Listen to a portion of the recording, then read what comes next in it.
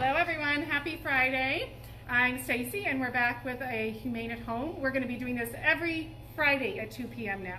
So we'll either be having a live episode, or we're still singing. We'll either have a live episode or we will have an activity or a pre-recorded video to post for you. But today we thought it was really important to talk to one of our trainers because it is going to be the 4th of July weekend. And the shelter gets an increase in about 30 to 60% on the 4th of July holiday because of fireworks and scared animals. So we're going to give you some tips to help keep your own pets happy, and safe at home while those fireworks are going off. Last 5th of July, we got 236 animals in at the shelter. And we are hoping this year that we do not match that number. We want to keep those numbers down. So we're going to be talking with Chris today. Here's animal trainer Chris. And he has some really great tips for you to help keep your pet safe at home tomorrow. So welcome, Chris. Thank you.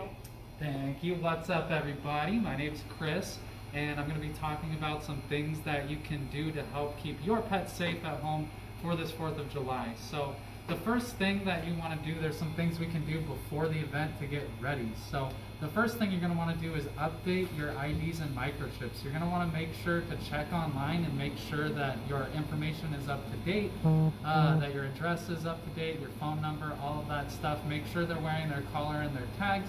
That way, if they do get out, we will be able to return them to you. So that's the first thing you're going to want to do. The second thing that you're going to want to do is make sure that your home is very secure. So make sure that all your windows are closed, any doors to any exit points are closed. Ideally, it's good to have kind of multiple barriers in the way to any exit points so that your dog can't, we've heard stories of dogs breaking out of windows to get out. So limiting their access to any exit points is a really, really good idea. You're not going to want to leave your animals outside. No matter how tall your fence is, how strong it is, what it's made out of, dogs will find a way. They're really, really creative and sneaky. So you want to make sure that you're bringing your dogs inside for the event. One other thing that you can do before the fireworks actually start to help you out a little bit is set up a little area inside your home to help them feel safe.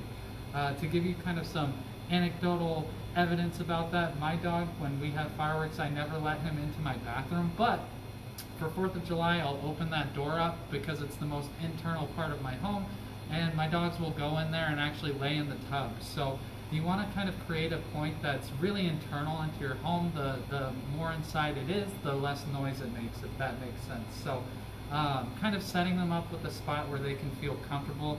You probably know your animals best, so whatever you believe that area that they'll go into, try to make that area as comfy as possible. Maybe put some extra pillows or blankets and stuff like that to kind of make them feel comfortable.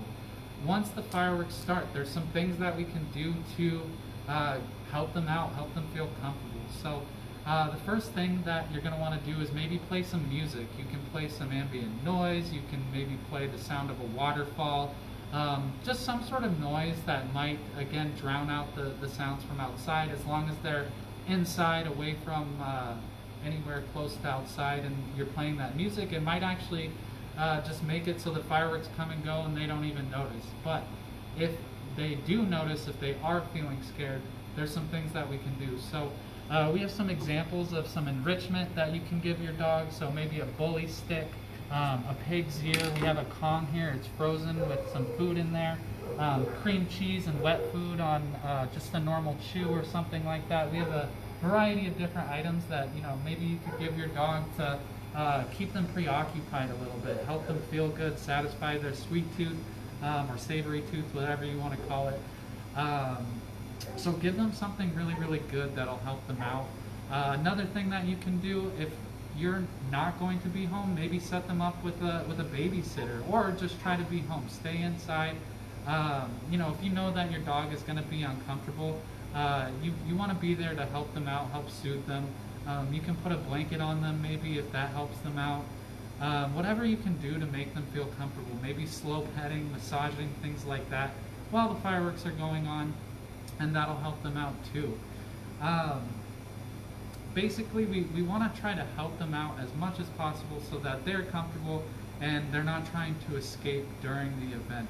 The last thing I kind of maybe recommend, since we know there's going to be fireworks tomorrow night, maybe get your dog some extra exercise. Prepare a little more by taking them for a long walk in the afternoon, tire them out. If they're tired, they're going to be a lot less likely to panic and try to escape. So those are kind of my tips as to how to help your dog out, help them feel comfortable this 4th of July so that we maybe reduce the amount of animals coming into the shelter. Again, update your IDs. Check online to make sure their microchip information is still set up with accurate information so that if they do, for some reason, get out, we will be able to get them back to you. So thanks for listening, and good luck and have fun this 4th of July. And so, Chris, I actually have a question for you. So we're talking about a lot of pets who already live inside and how to help them.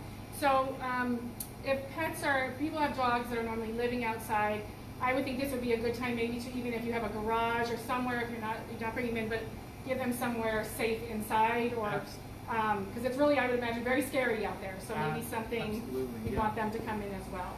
Absolutely. So even if your dog is normally an outdoor dog, definitely try to figure out some way to put them into a more secure location, whether that's your garage, whether you can double barrier off your side yard. I highly recommend just bringing them inside, setting them up, even if it's just for this one night specifically. Again, I think you said 236 animals were brought into our shelter. Yes. You can imagine how large that number is nationally. So we want to do everything we can to keep our animals secure. So, you know, even if they are normally an outdoor dog, I definitely recommend setting them up inside and helping them out. I feel as comfortable as possible. Yes, because, I mean, we know what's happening. We know those scary noises for them. They have no idea what's happening. Right, so it sounds like bombs and thunder. It sounds terrifying, absolutely. Yeah. So, and even if you don't have ambient noise, stay inside and watch a movie with them and just turn your TV up really loud. Yep. So they're used to that, so that's a nice thing too, just to make that noise so they're not hearing what's outside, but maybe hearing those regular noises that they're hearing inside. Yeah. So like we all said, 236 animals last year. So if you find an animal this year, we are closed on the 4th of July. So our shelter will not be open. So if you are able to keep an animal that you find to help keep them safe, even if it's for a few hours overnight, that is the best thing that you can do. We would appreciate that help, because a lot of times we have found that it takes the owner a longer time to find their pet if they come to the shelter than if maybe you just check some social media channels, your Nextdoor app. There's lots of lost pets things out there. So check and see if maybe someone's missing the pet that you have, and you can reconnect them. If you are able to keep them at your house overnight and you're not able to find the owner but can keep them in your home, maybe away from your other pets to keep them safe, but keep them so they're not running outside, please do so. And then our shelter will open at 9 a.m. on July 5th. And if you have an emergency on July 4th, please just call your local law enforcement agency. They'll hook you up with one of our humane law enforcement officers, or if it's an absolute emergency, 911, and they'll get our humane law team who's on call. But if you can help find that animal's owner and keep them safe while the fireworks are going off, that really helps us, and spacing and making it lots less stressful for the dog. So, are there any questions on there, Lauren? No question, because Chris covered everything. So, thank you so much for tuning in. Please stay home and stay safe with your pets this weekend, and we will see you next Friday. Thanks for tuning in.